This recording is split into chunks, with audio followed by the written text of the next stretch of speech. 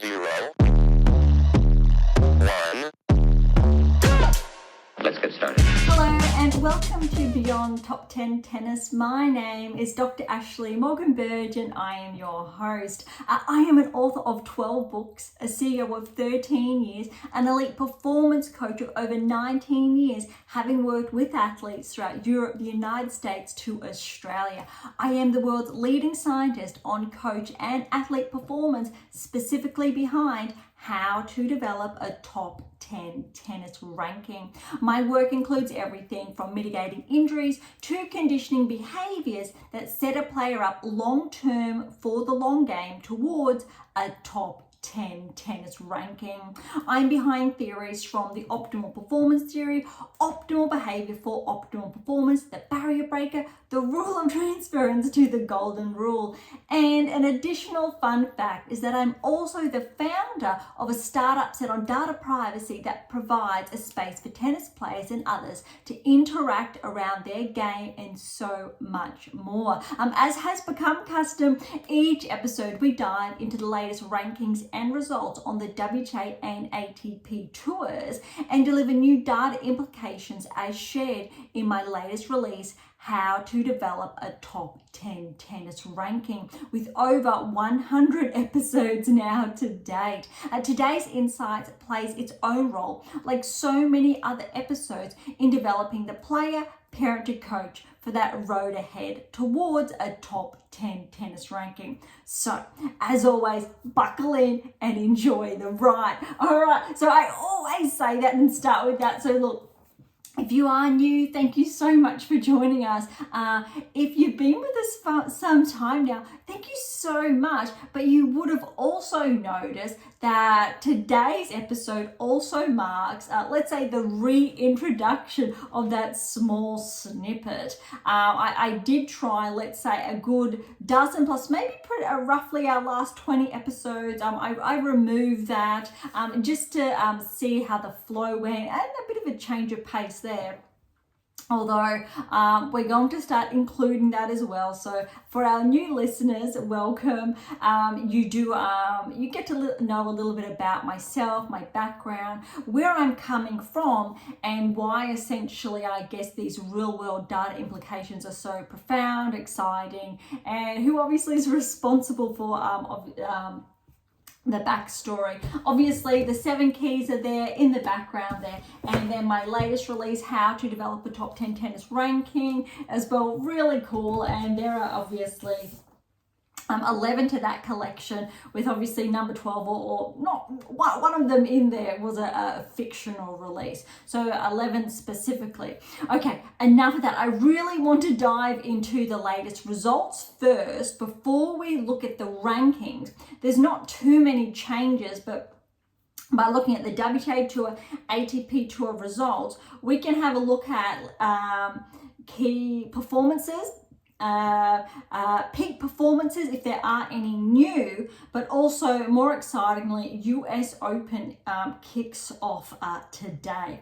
Super exciting, and we want to have a look at the draws and use this week's wrap essentially to look at those initial matches, quarters, if we have enough time. And then later on this week, as has become custom this year, we've introduced those special editions. So I will do my best to come to you live, if not every day, every other day or third day, depending obviously if there are rain delays, etc. I really want to make sure there's enough data, in a manner of speaking, to be able to share with you key performances, progressions, what the draw's looking like, and matches that are unfolding. And we already have a number of blockbuster matches in the first rounds. But I've only looked into some of that. So I really want to look into that with you, which is a little bit different. Normally I do dig a little bit deeper. All right, so to kick today's episode off, we're at 115, believe it or not, which is really, really exciting. Look, I think around the French Open, it was 88 we kicked off at. Wimbledon kicked off at 100. I'm a little bit disappointed that we don't have, let's say, that round number for the US Open, but that's just how it has unfolded. All right, so WTA Tour, we've only got 2 events that have been underway of the past week. So we're going to start with Cleveland. So we did touch on round 32, which was essentially the first round results last week. So we're going to dive into the round of 16 straight away. So it is a smaller event. Number 1 seed was Haddad Maia. So we'll kick things off. Second round, so round of 16, she did play Buska, had a really good win there, 2-1. Kenin was the 8th seed against Burrell with an upset there, 4-3. And Siniakova is the 3rd seed against Buzias Meniero, and Siniakova in 3 sets, although that 3rd set was 7-6, 7-2. That's impressive from Buzias Meniero to push Siniakova all that way in the 3rd. All right, Stearns, 6th seed, had a win over Sorobes Tormo, 3-2. Tomova, the 7th seed, was upset by Rus, RUS player, 3-3. Rus has been tracking this season, obviously on a lower ranking range than players, let's say, more predominantly inside the top 30. But she has been able to have some of those surprising results against those seeded players. So that is a promising metric. Kessler upset Wang, the 4th seed, in 3-3, 6-6-4, 6-2. Potapova, 5th seed, over Torsen, 2-2. And Bogdan, remember she upset Fernandez in 3 sets in the first round. So she has got a win against Minen, 7-6, 6-3.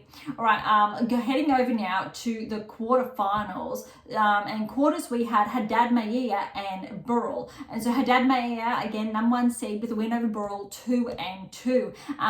Siniakova over Stearns, 1-6, 6-3, 6-4. And Kessler with the win over Rus, 4-2. Potapova over Bogdan, 2-1. All right, I am trying to go a little bit quickly. There is a method to the madness here today. Okay, Haddad Maia semi-finals over Siniakova, 6-3, 2-6, 6-2. And Kessler over Potapova, 4-6, 6-3, 6-3. Finals, because Kessler, that wasn't upset over Potapova. We've got Haddad Maia and Kessler in the finals. How's this? Kessler with a huge upset over the number 1 seed. Now remember, around this time last year or 18 months ago, Haddad Maia was ranked inside the top 10. She has regressed. I think she's still, she's ranked inside the top 30. Hasn't had those results. Typically she was having, let's say, roughly 12 months ago. Was inside the top 20, but now she's just been bumped out. But look, Kessler, 1-6, 6-1, 7-5. I think that 2nd set is absolutely huge, but the 3rd set, I think, it looks like both of them were on there. Let's say we've talked about those cyclical performances, and they can happen, or do very often happen in play, so during matches. So that 3rd set tells the story, how close it was. Well done to Kessler to pull that through. I believe that is her maiden title on tour. But I'm sharing this because I'm very interested now to see who Kessler plays first round in the US Open. All right, moving on to, I think, yes, we have Monterrey, so in Mexico. Again, we did round of 32 last week, so let's kick off with the round of 16. Collins was the number 1 seed, and she was upset by Mira's Andreeva's sister, Erica Andreeva, who has been just inside the top 100. This win pushes her even more inside the top 100. And we'll look at that in the rankings later. But look at this, over Collins, 1-6, 6-3, 6-3. We know Collins was feeling a little bit unwell, had that health concern during the Olympics. We haven't seen too many concerns since she's been back in play. But I think what's noteworthy of this result is that Collins really was tracking this season, hoping for a really good run at the US Open. With this early exit, this is suggesting that Collins may not have the run that potentially was anticipated that 2 to 3 weeks ago, which is a little bit disappointing, of course. And again, Collins could, by all means, make a run, but when we're looking at the data and this type of upset in the second round or round of 16 in this case, probably Collins is tracking for that third round, maybe round of 16, but I'm not confident that Collins will push through to the quarters. But again, we will keep a close eye on how those matches unfold from first round, second round, and so on, because we're looking at those key patterns of play and those key progressions and a player's metrics in action that can tell us essentially live on the spot if that player is going to progress or not when we're leveraging those predictive analytics. So the results that we're seeing all season long and the smaller events in between the Grand Slams, sure, we see those patterns of play. We can share, and I can share with you why a player is progressing in the rankings, what's not. If their game has all of the 8 keys, if it does not, obviously top 10 maybe, 7 keys, yes. If they're more susceptible to regressing outside the top 10, the same markers for a player who makes the round of 16 and not. All right. I want to touch on more of that later, but let's wrap up. Okay, so round of 16 results, we've talked about Collins, Andreeva with that win there. Lulu Sun, remember her huge run at the Wimbledon Championships. Good winner here over Carl in 3, 6-3, 2-6, 7-6, 7-2. Alexandrova is the 3rd seed over Zarazua, 3 and 4. Yuan, the 7th seed over Martic, 4 and 1. Noskova is the 6th seed over Wang, 4 and 7-6, and that was, wow, 13-11. That's absolutely huge. Svitolina, good win over Evanesyan, 4 and 3. Frech over Glushko in 3, 6-7, 6-3, 6-1, and Navarro with a good win over Osorio in 3. 3-6, 7-5, 7-6, 7-2. All right, quarterfinal. So it's very interesting here. I think that we do have Navarro in action, and obviously is the 2nd seed. We're going to get to that shortly. All right, Sun and Andreeva in the quarterfinals. Sun with a very good win. As far as rankings are concerned, that is expected. Sun is inside the top 50, whereas Andreeva, I think, prior to this event was ranked between 100 and 90. All right, 4 and 3 to Sun there, quarters. The other side of the quarters, Alexandrova over Yuan, so 3rd seed, 7th seed respectively, 5 and 6. Noskova with the win over Svitolina, 4 and 4. What's noteworthy here is Svitolina is the 5th seed, Noskova is the 6th seed. As far as rankings are concerned, though, they're both ranked just outside the top 30. Prior to Wimbledon, they were both ranked inside the top 30. Svitolina was ranked inside the top 20, but because Svitolina didn't defend all of those points at Wimbledon, despite a huge performance, she got to the quarters, I believe, not the semi-finals as last year. So she did drop off in the rankings. Her performance is definitely top 20 quality. Noskova, however, kicked off her year round of 16. I think maybe she made the quarterfinals, round of 16 quarterfinals, Australian Open. Huge breakthrough, cracked inside the top 30. Only recently regressed outside the top 30, has had a pretty good, I will say, performance plateau, being able to maintain that level of play. But now we're seeing that track forward again. So Noskova is more likely than not to crack back inside the top 30. Okay, other side of the quarters, Navarro over Frech, so 2nd seed and 9th seed respectively, 7-6, 6-love, 6-2. Great first set from Frech, but then Navarro obviously ran away with that. Semi-finals tells a little bit of a different story. So how is this?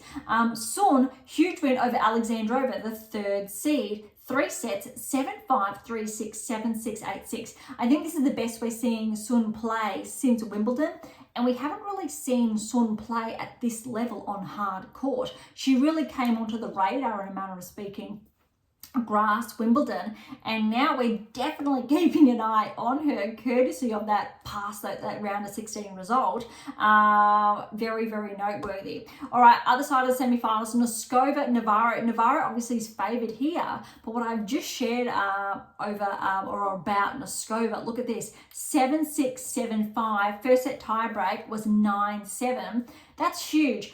Look, that performance from Navarro is still really good. I'm really happy with that. Semi-finals and essentially almost 2 tie breaks. Noskova, very good win nonetheless. And so she's definitely one to watch. Maybe she will also make potentially the round of 16 at the US Open. Because again, we're not seeing this level of play from Noskova since the Australian Open. Very, very noteworthy.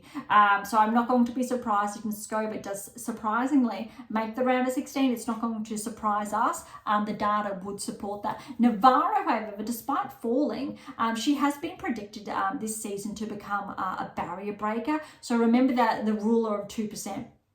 Very, very noteworthy. Navarro is on track potentially. I want to underscore potentially at this stage to make that quarterfinal appearance. And who knows what will happen from there. I won't share too much, but Navarro definitely is on track for that round of 16, potentially quarterfinals to go a little bit further. Post US Open, it's not going to be surprising if Navarro overtakes Collins, for example, and Ostapenko and makes her way inside the top 10. But we're probably going to have we're probably going to see some players regress outside. We will get to that shortly. So finals, I did insinuate this. So Noskova, very good win over Sun here, 7-6, 6-4. That first set tiebreak was 8-6, and this was incredibly tight. So look, Sun's essentially keeping pace with the top 30 player. Her ranking's going to reap the rewards from that, and so is Noskova's ranking. Lulu Sun, I'm not going to be surprised again if she makes a breakthrough round of 16 at the US Open. I think that's going to be very significant, absolutely huge, especially from that semi-final result, I believe it was, at Wimbledon. This is a very good result. It depends if Sun's had enough rest time. I would say maybe not. And because when we're looking at periodization, tracking those peak performances, Sun may have peaked now a little bit too soon prior to the US Open. Similar to Noskova, but maybe she's had a little bit more rest up her sleeve.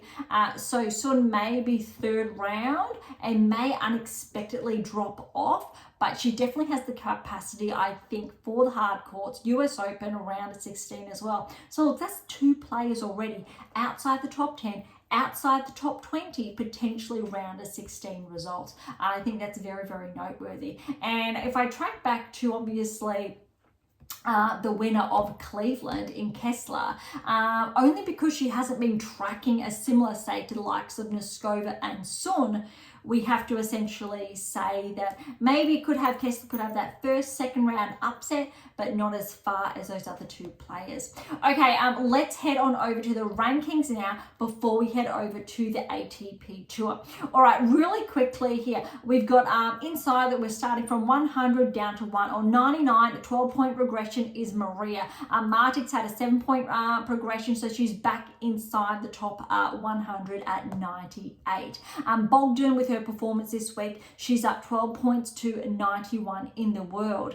I will say are noteworthy. We've got Osaka's a slight hit, she's back 3 to 88. Osorio's up 6 to 82. Yifan Wang's back 2 to 80. We've got Erica Andreeva. Here we go. She's up 14 places, so a 14-point progression to 75 now in the world. That is a career ranking high. Look, I think it's only a matter of a season potentially until she catches up to her younger sister. Raducanu is just slightly back 1, so she's at 72 in the world. Wozniacki's just back 1 at 71 in the world. I think it's going to be quite interesting to see how both of those players go at the US Open. Okay, a 35-point progression for Kessler, courtesy of that maiden title win. She's now at 63 in the world. Tomova is back 8 to 58. Just really looking at, I think, the key or bigger jumps the past week. Lulu Sun, a very big jump, so a 16-point progression. She's now at 41 in the world. Not good enough to be seeded at the US, but who knows what happens potentially after the US. She could be looking at a seed at the Australian Open. And look, so much can happen in the space of 12 months. And look, this time last year at the beginning of the season, we could say Pei Li Svitolina was around this ranking range, and look at her now inside the top 100. It doesn't happen for everyone, but there is that 2% ruler. So inside the top 10, if the top 10 is that 10%. So when we're looking at the top 100 play, you've got 2% of players that have that likelihood of potentially making those breakthroughs. This season has been a very big anomaly where we're seeing more players. I'm really looking forward to, I think, sharing those insights over the next, I think, 12 to 18 months more deeply. But let's say in the next couple of months will be released, fingers crossed, a different release to complement what we've been discussing now. Okay, Potapova's up 38 in the world. Most players are relatively steady, but here we go, inside the top 30. Svitolina's back inside the top 30. She was there, remember, from last week. Badosa's inside the top 30 again. But here we go, 25 in the world. Noskova, so the 10-point progression back inside the top 30. Noteworthy, Noskova, I think, was around 26 in the world prior to Wimbledon, I think thereabouts. So this isn't shocking, but it's very good to see her there. Noteworthy also, she's only 19 years of age, and I do believe from last time I did check, she has the same coach that Kvitova used to have, I believe, and that's actually quite significant if Noskova keeps tracking and that coach-athlete relationship is maintained, matures, and I'll say prospers in a really good way. Very, very important there. Okay, Vekic is just up one there, 24. Andreeva's back just to 23. Haddad Maia is up 2 to 21. All right, top 20 has relatively stayed all the same. Noteworthy players, I think, we've got Schneider. She'll be a first-time seed at the US Open. We know she's back inside the top 20. But look, Kostyuk is inside the top 30. Kostyuk is 19 in the world. So Noskova, Kostyuk. Kalinskaya is 15. And Paolini, that's 4 there, is 5. Now, I'm sharing this. All of those players, we had not really been paying that much attention to them up until the Australian Open. And what's really, really interesting is since then, round of 16 results, and so let's say 50%, well, not quite, 25% of those round of 16 players have solidified their places inside the top 30. Yastremska was another one to round up that 5, but none of those players were seeded. And I would argue that you have a very big 25%. And then if we really, I think, break it down, at least 10% of those round of 16 players are absolute breakthroughs. Very, very exciting about what that round of 16 can achieve for that, let's say, unseeded player. That's another, I'm just sharing those insights without, I think, the calculation. So that's just me having that verbal conversation with you around that, because I know when I do, let's say, crunch the numbers around those round of 16s, it's incredibly profound, that statistics. And that's why if you make a round of 16 at a Grand Slam, I will start tracking you. If you do not, you're not automatically on that radar. If you start tracking at other events and your ranking starts tracking, yes, but all you need to do, even if it's just once, make that round of 16 and I will pay more attention. One example, for example, is Yastremska. Now, Yastremska was inside the top 30, but she's just backed outside. Now, what's really interesting is that she hasn't been able to maintain that level of play. Yes, she's at 34 in the world, but it'll be very interesting if she maintains that level of play at the US Open. I think Yastremska will make potentially the 3rd round, maybe not the round of 16. If she does, though, it's not going to be that surprising, but it definitely will push her back inside the top 30, just as an example. Okay, the only changes inside the top 20, Kazakhstan is just back 1, and Navarro's up 1 to 12 now in the world.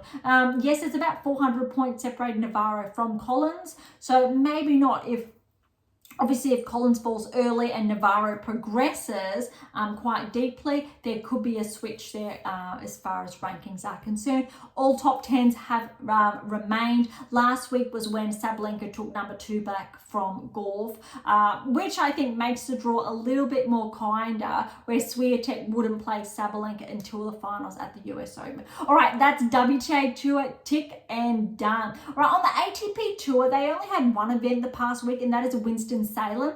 All right, so we did do the round of 64 last week, so we'll kick off with the round of 32. Baez was the number 1 seed, so it is, I think, retrospectively a smaller event. We don't have, say, top 10 players in this event. Corrick has upset the number 1 seed Baez in that second round, so round of 32, 3 and 4. Hijata Rinky has upset Kazuks 4-6, 6-3, 7-6. I do say upset because Kazuks has been tracking, but so is Rinky, and he is the 16th seed, so he has been making some really good inroads of late, especially this season. Rindenek over O'Connell 3 and 4. Goffin over Daderi 2 and 4. Very good win for Goffin there, because Daderi was the 5th seed. Shavada over Saralundo 4 and 4. That's an upset there. Kotov over Muller 6-4, 5-7, 6-2. Sonego over Strickler 4 and 1. Shang over Navone 5 and 3. That is an upset. Sayboth Wild over Burgess, the 8th seed, 6 and 2. Another upset. Tien is a qualifier over Marazan, the 9th seed, in 3-6-2, 6-7, 7-6. Another upset. Carino Buster over Shevchenko 2 and 2. Another upset. Wow. Okay, Vukic over Manarino in 3-7, 6-2, 6-6-1. Another upset. When we're looking at rankings and seedings, Bergs over Echeverry, another upset, 4-6, 7-5, 6-4. Michelson is the 11th seed over Fuchsovic, 6 and 4. Eubanks over Gaston 1 and 4, another upset. And Swiflin over Morte 1 and 5. We've had more upsets there than typically would be anticipated.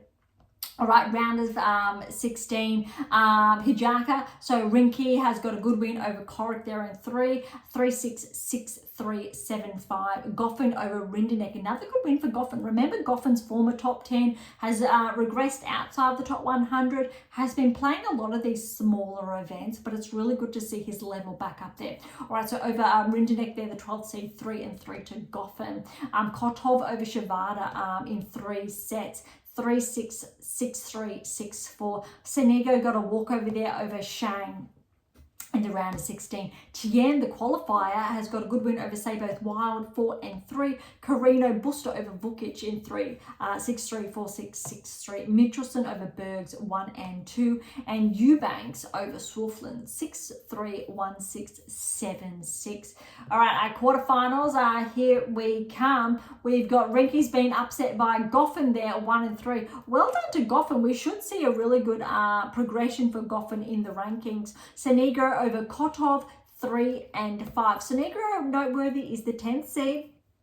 And Carino Buster over Tien 4 and 2. And Michelson, the 11th seed, over Eubanks 7-5, 6-7, 7-6. That is huge. Well done to Eubanks. I'm not going to be surprised if Eubanks makes a deep run at the US Open. I'm going to say 3rd round. Not quite round of 16. There's a very big maybe, but there's a very big field, I think, of players on the men's side who have been performing quite well. So Eubanks, I would say 2nd, 3rd round.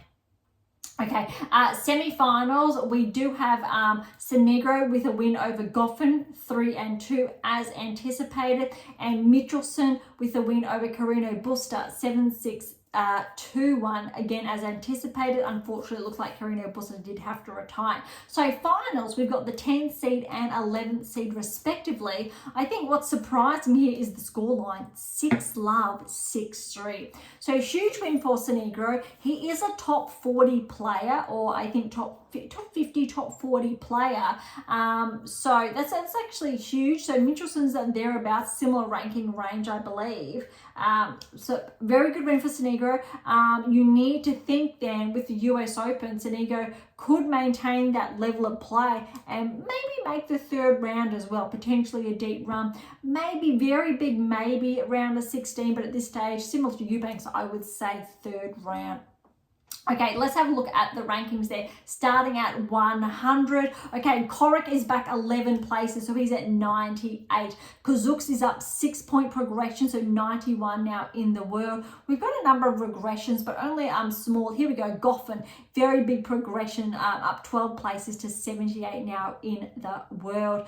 Looking for those big jumps again, or the regressions. Here we go, Sonego, so he is a 10-point progression to 48. So he was ranked inside the top 60. My apologies there. So he's now ranked inside the top 50. And Michelson, noteworthy, he's had a 3-point progression. So he's actually just behind Sonego. He's 49 in the world. Noteworthy there. All right, most other players have stayed the same, because also there's only been one event. So there's only been some slight changes. Lecheka's back 6 to 38 in the world. All right, when we're looking at the top 30 now, Kakanakov's up 1, 22, Tabilo's up 1 to 21. Other than that, the top 20 has not changed. Everything else is the same. Top 10 is the same. Nice and easy, nice and simple, but that really, I think, underscores why we haven't had that many players in action. Noteworthy is Baez is back too, so he's to 23 in the world, and he was the #1 seed the past week at Winston-Salem, so very noteworthy there.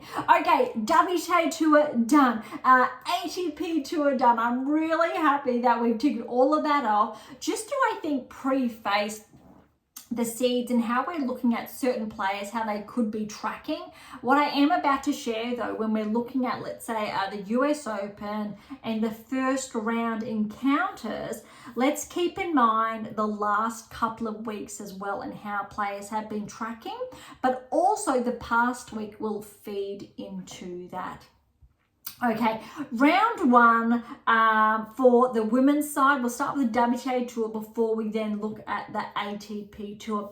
Swiatek, Rakimova. You would expect Swiatek to progress there quite easily. Seville is in there, you would expect as well. Kokureto is favoured over Bandel. Pavlyuchenkova has Preston, who is an Aussie. She's won through, I believe, the qualifying. Was being given a wild card. Absolutely huge for Australian tennis. Very exciting, but you need to give Pavlyuchenkova the edge. Andreeva and Osorio, you need to obviously favour Andreeva there. I believe this is not her first time now she's been seeded, obviously after the French in that huge run, and then obviously Wimbledon followed. You need to favour Andreeva there to progress all the way through, potentially to third round of 16 maybe. I'm going to give Andreeva third round, but I'm very interested to see how I think players do match up. So we will get back to that later. Zhang, Kruger, potentially Kruger there, Bouzkova, and Samsonova is in Swiatek's, I will say, quarter. Noteworthy, Samsonova has got the win over Swiatek this season. Different surface though, I do believe. And how's this? Collins is also in Swiatek's half. She has Dolhide first round. I think that's actually going to be quite tricky for Collins. She's going to have to be on her A game. Otherwise, Dolhide could very well upset Collins. Irani, Buska, Shmidlova. Now remember, Shmidlova played Swiatek at the Olympics for the bronze medal. Granted, this is hardcourt, not clay. It'll be very interesting how she goes against Torsen. Podoroska over Schneider. You need to favour Schneider. Schneider is in Swiatek's half, it looks like. So you're going to have to favour, Schneider to potentially track to the round of 16 will be her very first, I think, progression at that stage, but definitely with how Schneider's been tracking this season, I'm not going to be surprised if she makes the round of 16 at the US Open. Bulter will play Sasnovich. Would be great to see Katie get a few wins under her belt here. All right, another big match here is Raducanu and Kennan. Look, they both got a Grand Slam apiece, but you need to favour Raducanu. Look, we haven't seen Raducanu in action that much. She opted not to play the Olympics. It's going to be very interesting to see how she plays. We haven't seen significant deep runs from her, but her metrics have been very, very good. I'm not going to be surprised again if Raducanu makes a round of 16 at the US Open, and we'll be able to tell from there how far she will track or if she will progress there on in. Okay, Pegula has Rogers first. Shelby Rogers is retiring, I believe, after the US Open. She's had a pretty, I think, good career. I won't say exceptional because she never cracked inside the top 20, for example, but she's also had some top 10, I believe, upset. So Pegula's definitely favoured there. Rybakina will play Aeva, another Aussie, but I also believe she's broken through qualifying. So that's the second qualifying place for an Aussie. Very, very significant. Zheng Ponche, not too sure there. Probably going to favour S. Zheng. Wozniacki over Habino, first round. Let's see how Wozniacki does. She used to play well on hard, so that might be quite interesting to see. Okay, I'm skipping over a couple here because I want to have a look. Kalinskaya, the 15th seed, will have Davis. I think this is one of the standout matches, which is Ostapenko and Osaka. I think that's going to be very, very interesting. On one side, I'm favouring Ostapenko. The other side, hard court, I need to favour Osaka. I'm going to say Osaka could be quite dangerous. It'll be, again, it's going to be really interesting. If I think Osaka can get through those earlier rounds, it's going to, I think, she's going to be a dark horse for a number of players. Makova, she's not seeded, could be a little bit dangerous there, but if Makova gets through her first round, she will play the winner of Osaka and Ostapenko, and that will probably be one of the biggest second round encounters. We've got Fernandez, Potapova. Putintseva is the 30th seed over Noskova. So even though Noskova has just broken back inside the top 30 and she's 25 in the world, Putintseva is the 13th seed. So she was seeded. The seedings were done prior to this week's rankings coming afresh, which means Noskova definitely is favoured as far as rankings are concerned and her recent performances. Rodionova looks like she's had a breakthrough as well in qualifying. Very, very interesting. Another Australian there. Right, Pliskova and Sheriff. Look, Pliskova, we know she's former Grand Slam finalist. Sheriff has been tracking this season, so that's actually going to be quite interesting. Now, this next one is very huge. Paolini and Andreescu. You need to give Paolini the edge here. However, Paolini's had an absolutely huge season, and Andreescu has won the US Open a number of years ago now. That, I think, is a very big match. Yeah, I'm looking forward to that outcome. If I think Paolini can get through that one, I'd love to favour her for a deep run at the US Open. I mean, who wouldn't? Absolutely, especially being a finalist at the French and Wimbledon. If she can make the finals of the US Open, she will probably be, next to Swiatek, the most successful player this season. That is absolutely significant. Krejcikova will have Basosi Miera first round. I'm going to look at Krejcikova having a bit of an upset on the hard courts. As in Krejcikova, I'm looking at probably not progressing as deep as her ranking would potentially suggest. Badosa is seeded, so 26th seed. She'll have Gulbik first round. Azarenka, she's 20th seed over Starobusteva first round. Stevens, we know she's won the US Open previously. She's up against Burrell. Sakari, look, Sakari hasn't historically had really deep runs at Grand Slams. Let's see what she can do this year. Historically, because of, I think, those stats, potentially there's going to be an upset, but it would be great to see Sakari have those deep runs. That's why I think, again, Sakari's ranking does not always, her performance does not correlate with that top 10 ranking. In between events, sure, she does track, but Grand Slam, there is that regressive play. or aggressive patterns of play, but maybe this year is Sakari's year to make that round of 16 quarterfinal breakthrough. Navarro Blinkova first round. Navarro is definitely, I did share earlier, a potential quarterfinalist.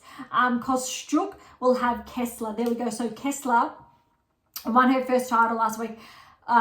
I'm definitely going to favour Kostyuk here nonetheless. If it was another player, I would favour Kessler with that title win, but Kostyuk has been playing some really good tennis. That said, there could be an upset, but I'm still going to favour Kostyuk. Svitolina and Karl, hoping Svitolina can have a deep run to push her ranking back inside the top 20. Gauff has Gracheva first round. Probably a nice, I think, first round encounter to get Gauff, I think, back on her surface. And I mean that by saying that we know she's the defending champion, but her level of play of late is not, let's say, suggesting she will defend her title, but I don't think you can ever write off a defending champion. All right, I'm really looking forward to this one. Zheng, we know she's the gold medalist, 7th seed. Anisimova. Anisimova is tracking. Anisimova's on fire. We know what Anisimova is capable of. She should be ranked inside the top 20. She's ranked inside the top 50, but she should be ranked inside the top 20. We just need to see that consistency of play, that baseline, essentially becoming more cyclical. Potentially there's an upset brewing. That's it. Zheng did make the finals of the Australian Open, hardcourt. Did make the quarterfinals of the US Open last year, hardcourt. So you do need to favour Zheng from that perspective, and also because she has been able to track, let's say, around the Olympics, or around that period, she's been playing some really good tennis. The best tennis she's been playing all year, or since that Australian Open finalist result. Anisimova, though, I think could be dangerous. If Zheng comes through that very cleanly, you need to favour Zheng to make the semi-finals. If it's tight, let's see how she goes, potentially. But Anisimova could definitely make the round of 16 as well. That's how that level of play that Anisimova has, that's what she's capable of. Okay, Erica Andreeva has Yuan.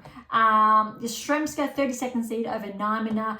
Vekic will have Birrell. So Birrell is also, I believe, a first-time qualifier for the US Open.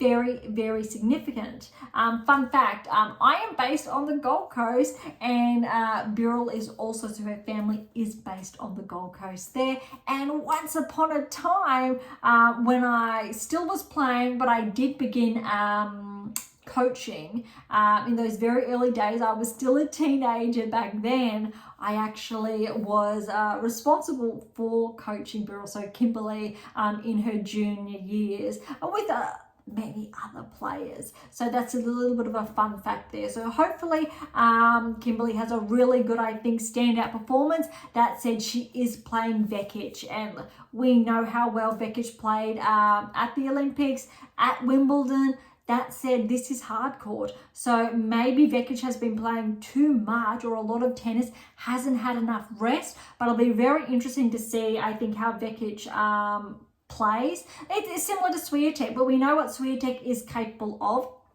But Vekic has had a very, I think, heavy over the last 2 months schedule, but you need to favour Vekic there.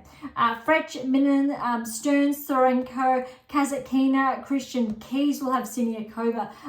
Joint, another qualifier over Seidman. Tomljanovic, great to see her back. Remember, Tomljanovic is another Aussie, and she's the one who upset Serena in her last performance at the US Open. She will play Lee first round. That really wraps up, I think, of that top half. And then at the bottom, look at this. Sun will play Bronzetti first round. You need to favour Sun, especially after a performance last week. And then just below, at the very, very bottom of first round, is Sabalenka, and she will play another Aussie. That's actually very significant.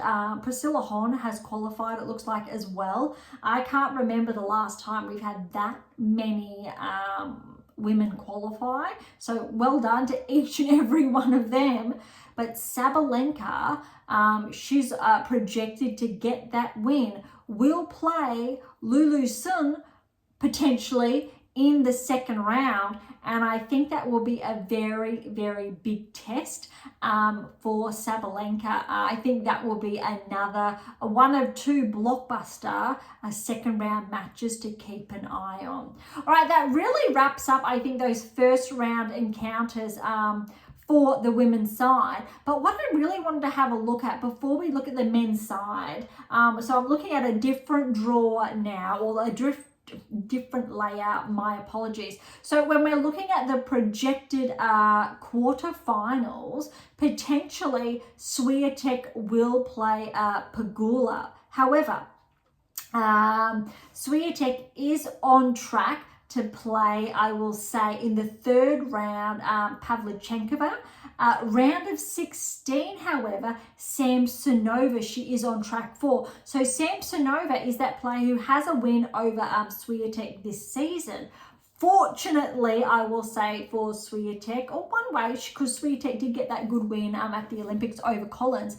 Collins is in the other quarter. So Collins then is on track to potentially play, here we go, Schneider in the third round. That will be a huge match if that does happen. And let's say if we're going off seeds, Collins then is looking like she will play Pegula in the round of 16. So quarterfinal matchup would be Pegula and Swiatek. That would be very, very significant. We do have a number of players in there. All right, so if we drop down, Bulta, then she's got a very good draw, it looks like. Actually, no, she's still in, my apologies. Pegula's half. So Rybakina then is in the other part of that quarter, so the next quarter. So Rybakina is looking at playing potentially Paolini in the other quarterfinals, again for that quarter.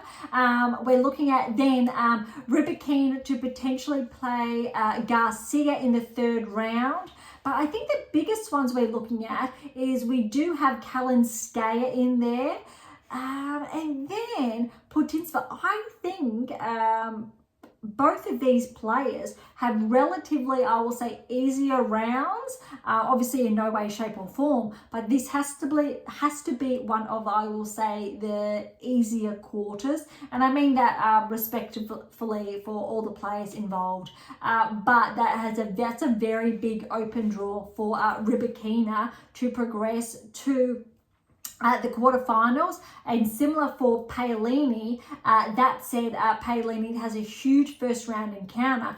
Very, very noteworthy, however, which is a little bit disappointing, is that Ostapenko and Osako, they are in the little, quarter-ish of Paolini. So all going well, that will be potentially a round of 16 encounter. Paolini will play the winner of, if, Ostapenko or Osaka, irrespective which one tracks, and that second round encounter with Makova there as well. So arguably that's very, very difficult, I will say, little quarter there for Paolini. Rybakina's half is a lot more open. However, Kalinskaya could cause a little bit few more problems, I will say. Looks like they're on track for, again, the round of 16. Very impressive round of 16s then in that quarter. All right, we'll drop to the other half of the draw. Krejcikova is at the very top. Looks like she's got a nice draw. However, she potentially will run into Badosa in the third round. And despite Badosa's ranking, or where she was ranked even 12 months ago at the beginning of this season, you need to favour potentially Badosa over Krejcikova in that third round. That's significant there. Azarenka then is there, and Sakari, they're on track to meet third round. So Sakari then is on track to meet Krejcikova in the round of 16, or Badosa and Sakari. Really could open up there for Sakari to make the quarterfinals. And she will potentially play in the quarterfinals, I will say, Navarro, because we've got Navarro here And looking at, I mean, you all know how these draws do appear at times. So look, Gauff is actually in this quarter. So I think this draw will favor Coco. However, you do have Svitolina in Coco's, I will say, small quarter. So Coco is on track to play Svitolina in the 3rd round. However, when we're looking at the 4th round, Coco will play Navarro if obviously going off seedings. Navarro will play Kostyuk 3rd round. However, I think Navarro could be very, very dangerous for Coco, and it really would open up what I was saying earlier for Navarro to make the quarterfinals. Yes, she will have to overcome Coco to get there, but I actually think Navarro, her level of play at this stage is tracking ahead of Gauff's. I think time will tell how their metrics are when the US Open begins. Okay, so the bottom quarter then, we do have Zheng in Sabalenka's quarter. That's very, very interesting and noteworthy, I think. All right, so if Zheng does get past Anisimova, so going off seedings, she is on track to play Yastremska in the 3rd round. You need to favour Zheng. But Vekic, if she does get through, you've got Kazatkina there, and this has to be probably similar to Rybakina's quarter, one of the easiest going off seedings and current players' level of plays, easier quarters for Rybakina and Zheng, so you need to favour them then to progress to the quarterfinals, courtesy of their respective draws. Dropping down then, you do have Keys. She's in the same little quarter as Sabalenka. Keys then is on track to play Mertens, my apologies, Burton's in retirement, in the 3rd round. And potentially Keys has a very good run through to the round of 16, and she will potentially play Sabalenka. But you need, Sabalenka needs to get past Sun. 3rd round needs to get past Alexandrova, but it looks like Sabalenka's first real challenge after potentially Sun will be Keys, and I think that will be a very, very significant match there. But quarterfinals, when we're looking at Sabalenka potentially playing up against Zheng for 1 quarter, and I did share earlier we've got maybe Gauff ranking, we're going off rankings, against Krejcikova in the other quarter. The likelihood of that, I'm going to say, is quite low given the other players. However, Sabalenka, if she does get past Keys, it's probably higher then for that other quarter to play out. Paolini potentially then will play, I did share earlier, Rybakina. That will be very, very, that will be a big one. And then obviously Swiatek is on track to play Pegula. And given how Pegula has been playing on the hard, that's going to be very interesting. However, prior to this, Pegula has not been tracking all season, similar to Zheng, but Zheng did make the finals of the US. Pegula has not had those huge or those significant Grand Slam level results, semi-finals, finals. This could be her year, but I think when and or if Swiatek gets all these wins under her belt to get to the quarterfinals, to semi-finals, you need to favour her there at that level. But I think irrespective, when you're looking at semi-final stage, it's very hard not to give a 50-50 odds. However, it really does depend on a player's metrics, which we have been talking about. All right, over to the men's side of the draw. We know Sinner's number 1 and Djokovic has the 2nd seed here. We also know that Sinner will potentially match up against Alcaraz in the semi-finals. I believe that's how, but I'll double check shortly. All right, Sinner has McDonald first round. You need to favour Sinner there. I believe Sinner did get to the semi-finals, semi-finals last year, and did lose to Alcaraz, I believe, from memory. But you need to give Sinner a little bit of an extra nudge. I think, essentially he has fallen to Alcaraz in the French, and I think it was maybe at Wimbledon as well. So he has gotten a little bit unlucky. Maybe this is the Grand Slam. He will obviously peak again. Granted, he did win the Australian Open and similar surface. All right, Wawrinka's also is in Sinner's quarter here. He'll play Bellucci, O'Connell, and Jarry. Phil's team. Phil's is going to be a dark horse. We know what he was capable of at Wimbledon. Potentially round of 16 berth here we come for Phils. Purcell, Vukic, 2 Aussies playing off in the first round. Paul and Sonego. See, Paul I think is going to be the biggest danger for Sinner in this section of the draw.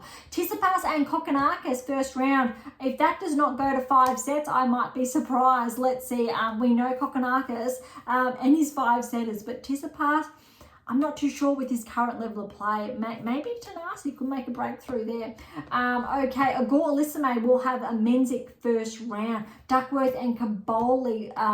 Then we've got, Medvedev is the 5th seed against Lachovic. Alcaraz will have 2 first round. Shapovalov will have Van de Zen. Shapovalov, former top 10 player. We know that. We know he's able to make deep runs.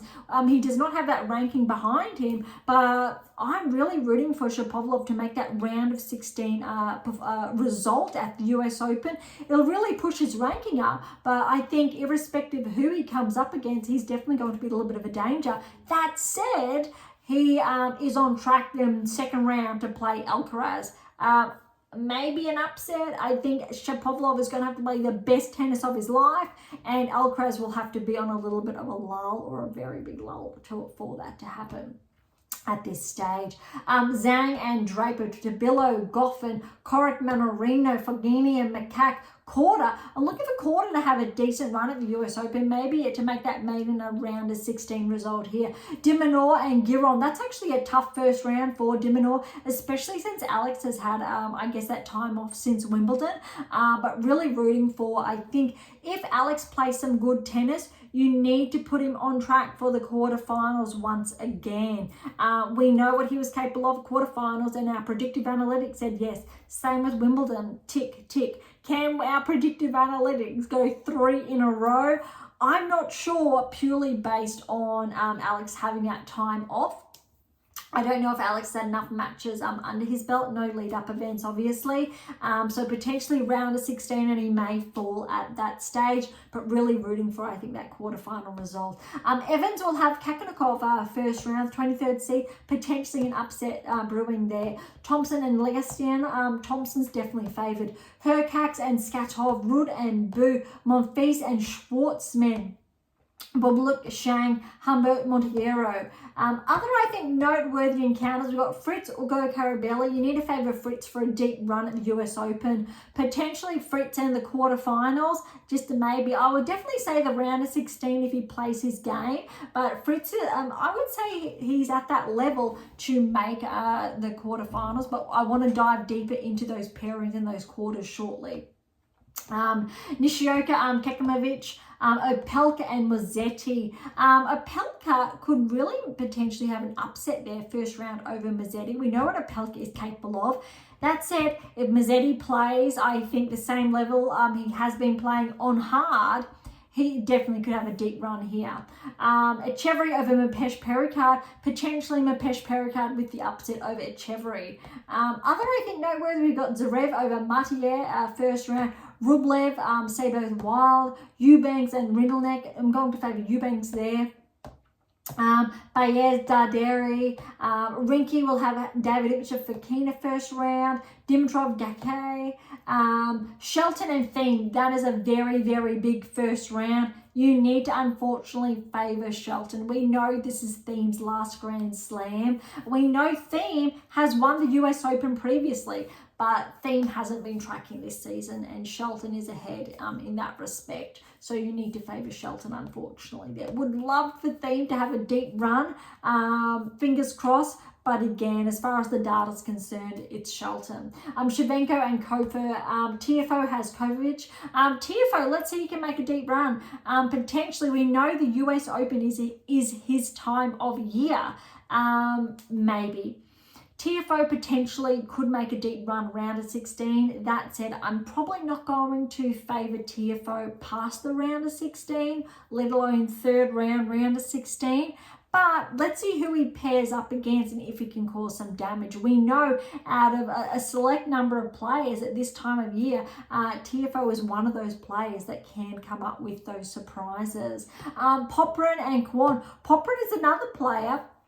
Is on a high and he caused an upset, and this is the first time that Alexei is seeded at a Grand Slam. That's huge for Australian tennis. Very, very exciting that we have two men seeded at a Grand Slam. We have not had that for a number of seasons. Bottom of the draw is Djokovic and Albot, but that draw is really wide open for Novak to make a smooth run. All right, let's head on over to have a closer look at those pairings as far as the seedings are concerned. All right, Jannik Sinner is on par to meet Jarry, third round. Fourth round, we are looking at Paul. So round of 16, Tommy Paul, I think, could be the first bigger problem. That said, Paul will have Phil's third round, which I think could be a bit of a challenge there with how I think Phil's has been playing. On track, Sinner potentially will meet Medvedev in the quarterfinals.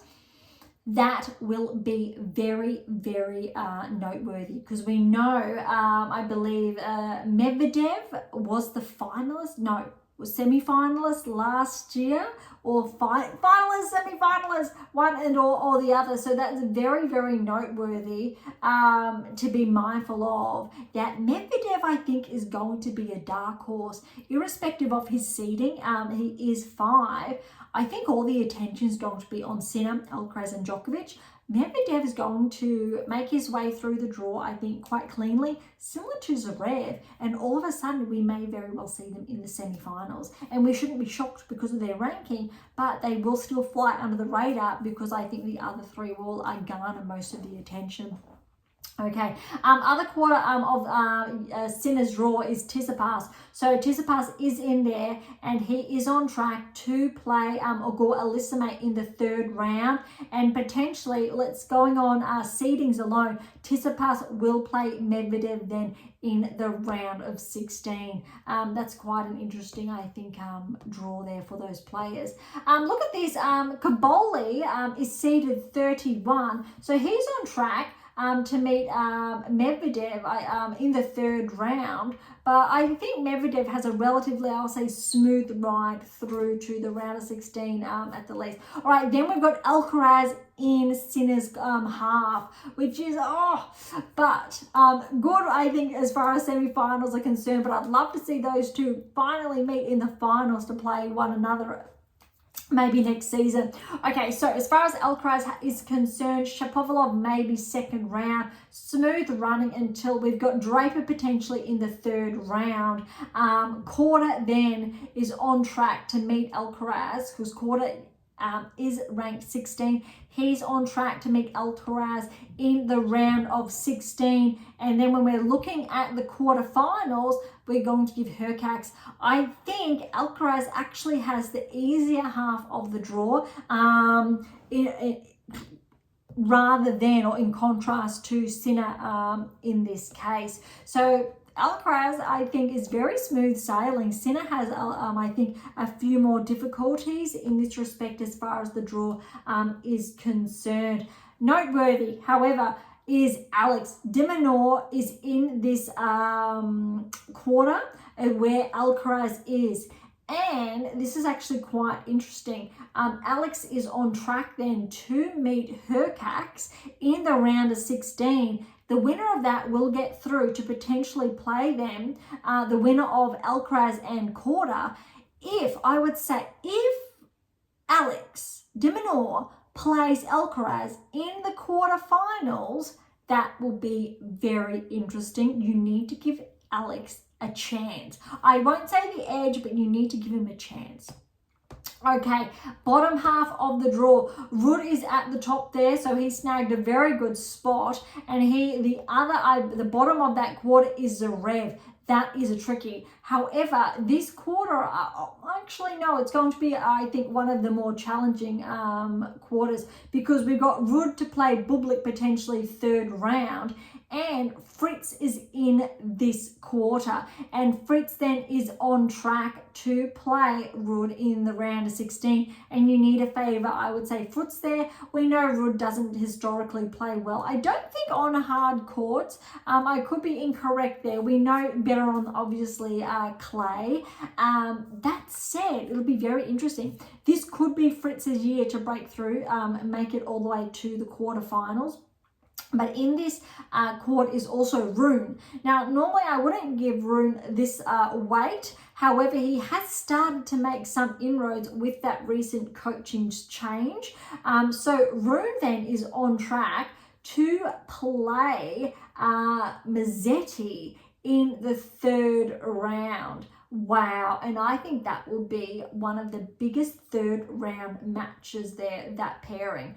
Noteworthy then, the winner of that match, we've got a Cyril Lundo will play Zverev in the third round, and Zverev will play the winner of Mazzetti and Rune in the round of 16. I think that is a very powerful lineup there for those matches, and obviously the winner there will come through to potentially play Ruud Bublik.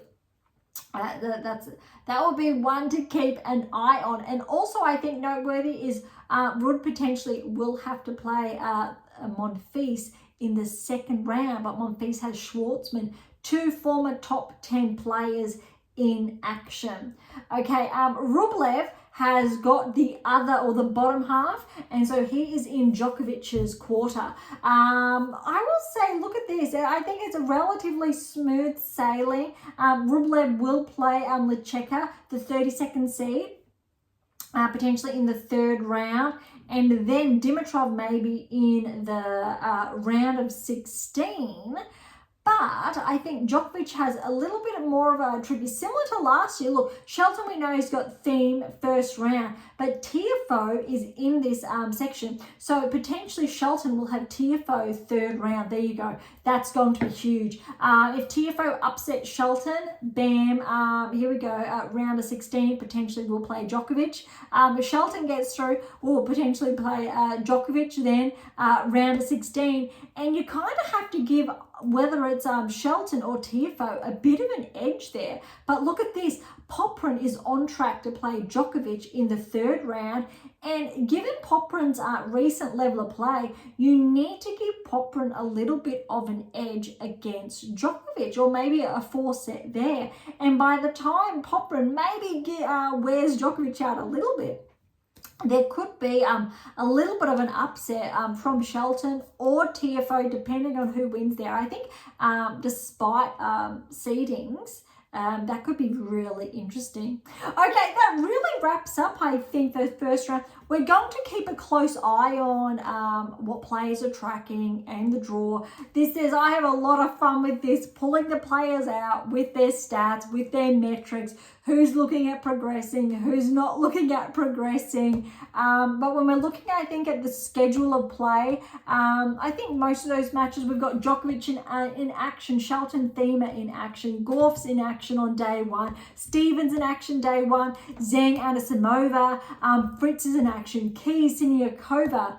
Tiafoe's in action, Sabalenka's in action. So I believe we do have both of the bottom half of the draws in action. Zverev, Azarenka, Badosa, Monfils and Schwartzman will play off. Sakari's in action. Rune against Nakashima.